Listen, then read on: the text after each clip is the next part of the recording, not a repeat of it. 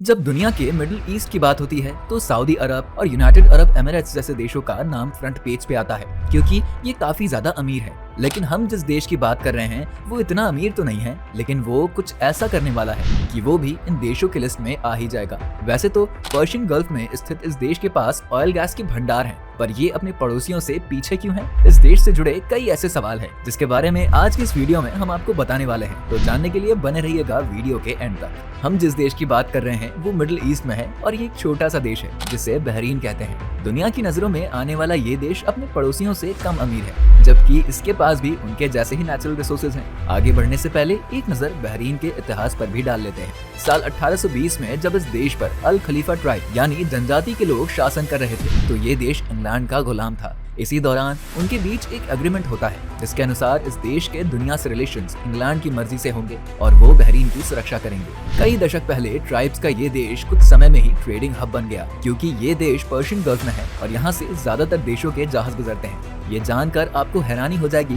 कि अरब देशों में सबसे पहले इसी देश में नेचुरल ऑयल की खोज हुई थी। बात जब 1932 की करते हैं तो उस वक्त बहरीन में ऑयल को डिस्कवर किया गया और फिर इसने दूसरे देशों को ऑयल एक्सपोर्ट करना शुरू कर दिया। इससे यहाँ की हालत में सुधार होना शुरू हुआ और इसमें तो उस वक्त पंख ही लग गए जब 1971 में ब्रिटेन ने पूरे अरब देशों से अपने एग्रीमेंट को खत्म कर दिया। इसके बाद इस देश ने रफ्तार पकड़ ली और पीछे मुड़ने का नाम ही नहीं लिया। एक रिपोर्ट के अनुसार बहरीन अब देशों में सबसे तेजी से बढ़ने वाली कंट्रीज में से एक है। फिर ऐसा क्यों कहा जाता है कि बहरीन, दुबई, अबू धाबी और कतर जैसे डेवलप नहीं है? अगर हम इस देश की पॉपुलेशन की बात करें तो यहाँ पर करीब आधे से अधिक लोग दूसरे देशों से हैं। आप जानकर हैरान हो जाएंगे कि इस देश पर रूल करने वाली फैमिली सुन्नी कम्युनिटी से बिलोंग करती है, जबकि यहाँ की जनता शिया धर्म को मानती है। अरब देशों में रूल करने के दो ही तरीके हैं, जिसमें एक है जबरदस्ती रूल थोपना या फिर अपनी आवाम को पैसे के दम पर खुश रखना, जिसमें से बहरीन दोनों फॉलो करता है। यहाँ पर जनता को यानी यहाँ की नागरिक के लिए कई तरह की सुविधाएं हैं, जिसमें गवर्नमेंट जॉब भी प्रोवाइड करी जाती है। वहीं प्राइवेट सेक्टर में बहरीन के नागरिकों को प्रायोरिटी दी जाती है।